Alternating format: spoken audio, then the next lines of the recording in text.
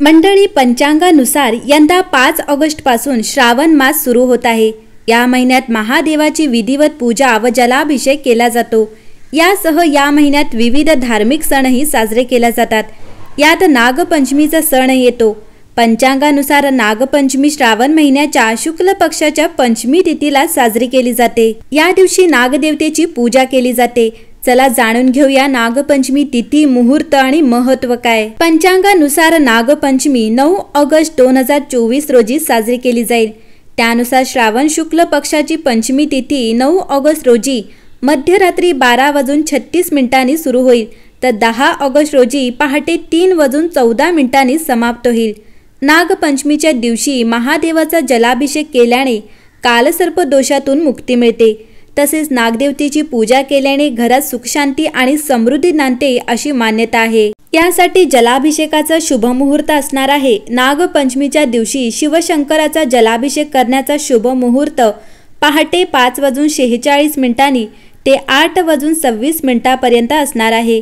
त्यानुसार जलाभिषेकासाठी एकूण 2 तास 40 मिनिटांचा शुभ मुहूर्त लाभत आहे। नागपंचमीची पूजा साहित्य: नागदेवतेची मूर्ती किंवा प्रतिमा आणावी, शिव आणि माता पार्वतीची मूर्ती किंवा प्रतिमा आणावी, फुले, आसन, दही, शुद्ध साजूक तूप, मध, गंगाजल, 5 फळे, 5 सुकी फळे, बेलपत्र, धोत्राचे फूल, तुळशीपत्र, गाईचे दूध, कापूर, धूप, दिवा, पूजेची भांडी, अत्तर, गंध, रोळी, मिठाई, कापूस, शिव आणि माता पार्वतीचा शृंगार साहित्य। मंडळी, या दिवशी घरोघरी नागदेवाची पूजा करून त्याला प्रसन्न करण्याची प्रथा आहे।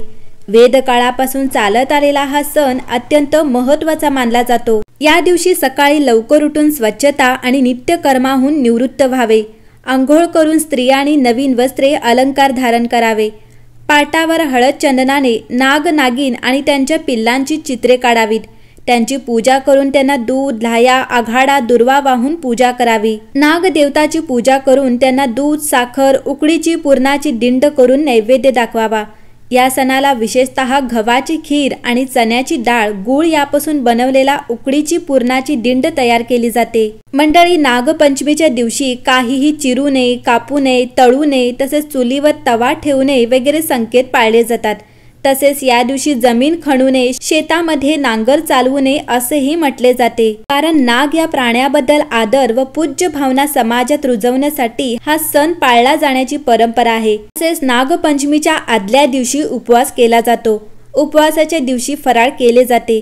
त्यानंतर दुसऱ्या दिवशी म्हणजे नागपंचमीला उपवास सोडला जातो। असं म्हणतात की नागपंचमीचा उपवास हा भावांसाठी केला जातो। गरुड पुराणानुसार नागपंचमीच्या दिवशी नागाच्या प्रतिमेची किंवा मूर्तीची पूजा केली जाते। मंडळी, नागपंचमीच्या कथेनुसार सत्तेश्वरी नावाची एक कनिष्ठ देवी होती। सत्तेश्वर हा तिचा भाऊ होता। सत्तेश्वरीचा मृत्यू नागपंचमीच्या आदल्या दिवशी झाला। त्यामुळे भावाच्या शोकात सत्तेश्वरीने अन्न ग्रहण केले नाही। सत्तेश्वरीला तिचा भाऊ नागरूपात दिसला, तेव्हा तिने त्या नागरूपाला आपला भाऊ मानले। त्यावेळी नागदेवतेने वचन दिले की जी बहीण माझा भाऊ म्हणून पूजा करेल तिचे रक्षण मी करेन। त्यामुळेच त्या दिवशी नागाची पूजा करून प्रत्येक स्त्री नागपंचमी साजरी करते। मंडळी, नागपंचमीच्या दिवशी सापांना कोणताही त्रास देऊ नका, त्यांना शारीरिक छळ होईल असे कुठलेही कृत्य करू नका आणि सापांच्या प्रतिमेचे पूजन करून जिवंत सापांचे रक्षण करेल अशी शपथ घ्या। नागपंचमीच्या दिवशी स्वयंपाक करण्यासाठी तवा आणि लोखंडी कढई चुलीवर किंवा गॅसवर ठेवू नका, कारण असे केल्याने सर्प देवतेला त्रास होतो असे मानले जाते। नागपंचमीच्या दिवशी शिवलिंगाला किंवा नागदेवाला तांब्याच्या भांड्यात दूध अर्पण करू नये। पाण्यासाठी तांब्याचे भांडे किंवा दुधासाठी पितळेचे भांडे वापरावे, कारण तांब्याच्या भांड्यामध्ये दूध घातल्यास ते विष होते आणि आपण शिवलिंगावर आणि नागाला विष अर्पण केल्यासारखे होते। तसेच सुई, चाकू, करवत यासारख्या कोणत्याही तीक्ष्ण आणि धारदार वस्तूंचा वापर या दिवशी अशुभ मानला जातो। या दिवशी जिवंत सापाला दूध देऊ नका। दूध हे सापांसाठी विषासारखे असू शकते, म्हणून त्यांच्या मूर्तीवरच दूध अर्पण करावे। कोणत्याही प्रकारच्या जमिनीचे उत्खनन करण्यास मनाई आहे, म्हणजे जमीन खुपरणी करणे, शेतातील गवत उपटणे या गोष्टी करणे टाळाव्यात। असं म्हणतात की असे केल्याने जमिनीच्या आतील सापांच्या बिळाला धक्का लागू शकतो। कारण यामागे एक कथा आहे। एकदा एक शेतकरी जमीन नांगरत असताना त्याच्या नांगराचा फळ नागाच्या बिळात घुसला। त्यामुळे त्या बिळातील नागाची पिल्ले चिरडून मेली। बाहेरून आलेल्या नागिनीला आपली पिल्ले मेल्याचे पाहून खूप राग आला।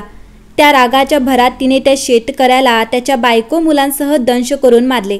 त्या शेतकऱ्याची एक लग्न झालेली मुलगी होती। शेवटी तिला दंश करून मारण्यासाठी नागिन तिच्या गावी तिच्या घरी पोचली। त्यावेळी ती मुलगी पाटावर चंदनगंधाने काढलेल्या नागाच्या चित्राची पूजा करण्यात दंग होती। मनोभावे पूजा करून तिने दूध लाह्यांचा नैवेद्य पूजलेल्या चित्रातील नागाला दाखविला। तिची ती भक्ती पाहून नागिनीचा राग शांत झाला। ती स्वतः ते दूध प्याली। तिने त्या मुलीवर प्रसन्न होऊन तिच्या आईवडिलांना आणि भावंडांनाही पुन्हा जिवंत केले। नागाची पूजा करणे या विधीमागे नागाबद्दलची कृतज्ञता व्यक्त करणे तसेच नागांचे महत्त्व समाजाला कळावे हा हेतू आहे। हे व्रत करून सरते शेवटी असे म्हणावे, हे नागदेवतानो, श्रावण शुक्ल पक्ष पंचमीला मी हे नागपूजन केले आहे। या पूजनाने नागदेवता प्रसन्न होऊन मला नेहमी सुख देणाऱ्या होत। हे नागदेवतांनी मी हे पूजन केले आहे, त्यात अज्ञानाने वा अजाणतेपणी काही उणे अधिक झाले असल्यास मला क्षमा करावी। तुमच्या कृपेमुळे माझी सर्व मनोरथे पूर्ण होत। माझ्या कुळामध्ये कधीही नागविषापासून भय उत्पन्न होऊ नये अशी आपल्या चरणी प्रार्थना आहे।